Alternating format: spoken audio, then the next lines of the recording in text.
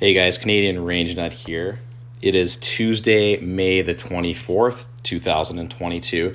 I just want to jump right into this. I'm not sure if you heard about what happened in the US today, specifically in Texas.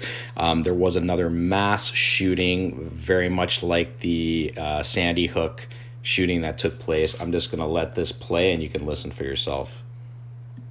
At least 18 children and a teacher are dead after a shooting at an elementary school in Uvalde, Texas, a small city west of San Antonio. Jackson Prosco joins us now with the latest. Jackson?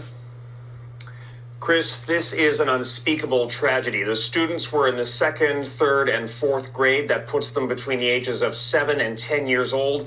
The 18-year-old suspect was killed on the scene, we believe, by police officers and may have had at least 2 guns in his possession. We know that he is believed to have shot his own grandmother before attacking the school today, just after 1 p.m. local time, but a motive remains unknown tonight. The news came from the governor of Texas earlier this evening.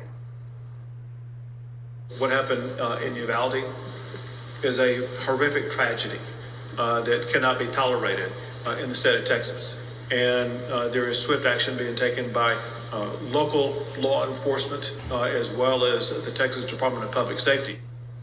Governor Abbott talks about action there, Jackson, but we are 10 years past the Sandy Hook Elementary School massacre. Nothing changed after that. Is there any reason to hope that American lawmakers will tackle gun violence this time? It's hard to believe that they will change their attitude here, Chris. If nothing changed after Sandy Hook, why would anything change now? Here we are with the second horrific mass shooting in a week's time in this country. And while lawmakers and average Americans say they are furious, it's hard to believe that things will change. But we could find out more proposals tonight from President Joe Biden. He's set to speak shortly. All right, we'll see what the president says. Jackson Prosco in Washington. Thank you, Jackson. Okay, so there you have it. So obviously terrible news.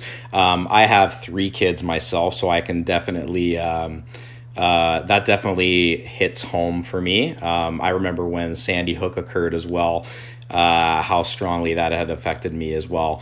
But you can hear, that was from Global News, by the way.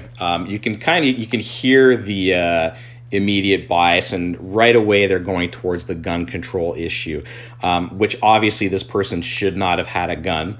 And if you notice, there's very limited info out there, and I don't even want to talk about that person because I feel like the media does sensationalize these people way too much, and then again it leads to more copycats. So I'm going to leave it at that. I wasn't even going to do this podcast tonight. I wanted to talk about why you guys should vote Conservative, but I'll do that tomorrow for the Ontario election, that is, or even the federal, that being said. Now, but it was interesting because one thing I noticed right away, one of the guys I follow on Facebook and Instagram, his name is Rob Boutillier. I think that's how you pronounce his name. Hardcore Canadian. He likes his guns. And he had shared a post that came from Stephen Del Duca.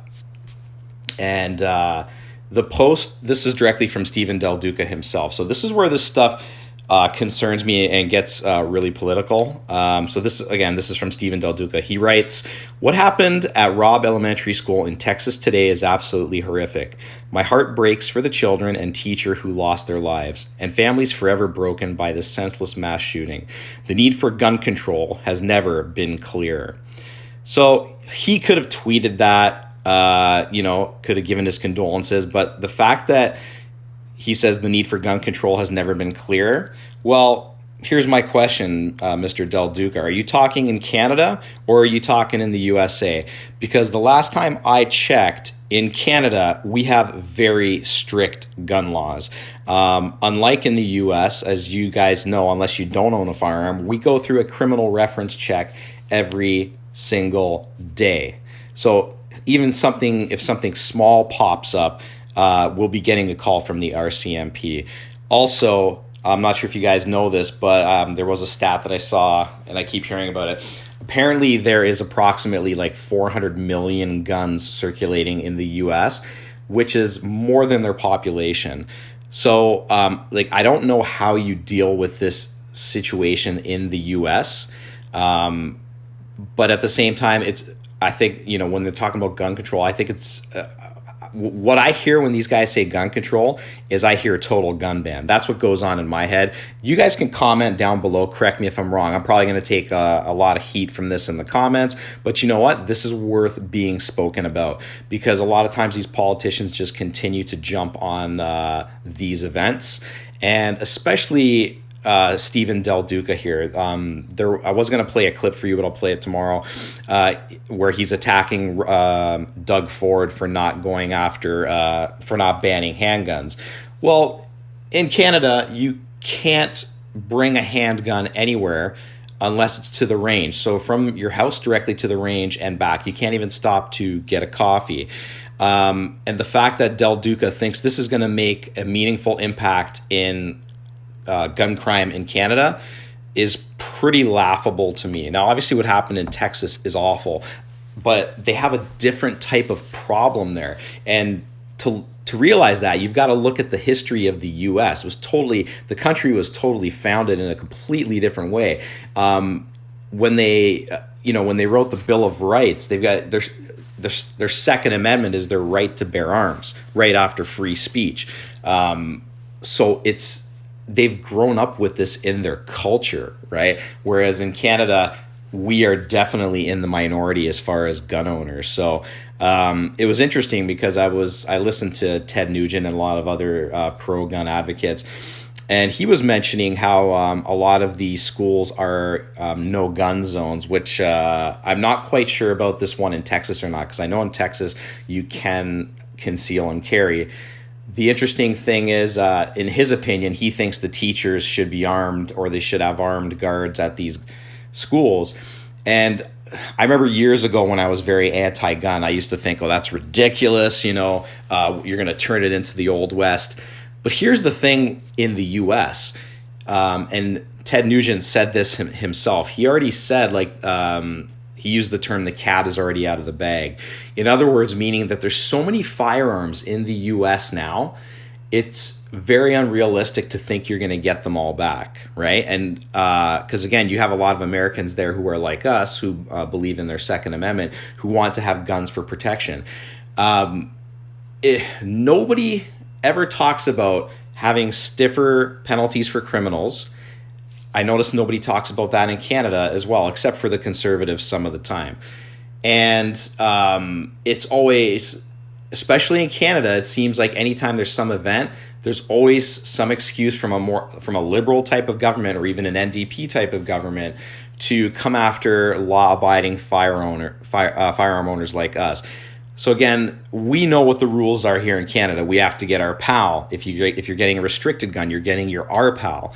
You have to keep your gun, your restricted gun, in your safe with the trigger lock. The ammo has to be kept separate, or it has to at least be locked in the safe. So the rules we have here are a lot more strict, and if we screw up here, we're screwed, as opposed to in the States, which is a lot more lax, and obviously it goes state to state. Same with province to province here, but in general, the federal program is run by the RCMP here. So for Del Duca to even compare that mass shooting situation, to try to use that as leverage to ban handguns in Canada, in my opinion, I think is simply ridiculous, and just a way to try to convince people who are ignorant about these issues to try and vote for him. Again, knock on wood, we don't see a lot of mass shootings in Canada, and we don't really see any, but again, I'm going to knock on wood because you never know. But again, we have strong firearms laws here. So I don't know what else people want, unless you're going to totally disarm the population, take away those shooting sports, basically take away everything that, hunting, shooting sports. We already can't defend ourselves in our home, or else we'll go to prison. So I just wanted to know, what do you guys think of this situation? Like, first of all, what do you think? How do you think the states should handle this? I mean, this obviously happens a lot. They also have a much bigger population than us as well. And they obviously have a lot more guns than we have here in Canada as well. So what do you think they should do about it? Do you think that our gun laws in Canada need to get tougher. I think they're pretty damn tough right now. I think we're pretty good where we are. If anything, the fact that the unrestricted firearms have to get that registration number now just seems like a little much for where we are.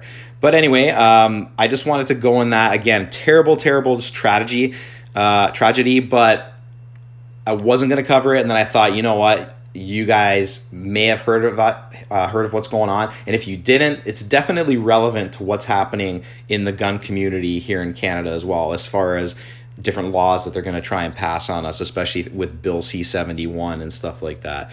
So anyway, I hope you found this podcast informative. Thanks for listening, guys. And I will come out with another podcast tomorrow night about the individual provincial governments here in Ontario. Have a good night, and don't forget to like or subscribe if you did get some value out of this. Thanks, guys.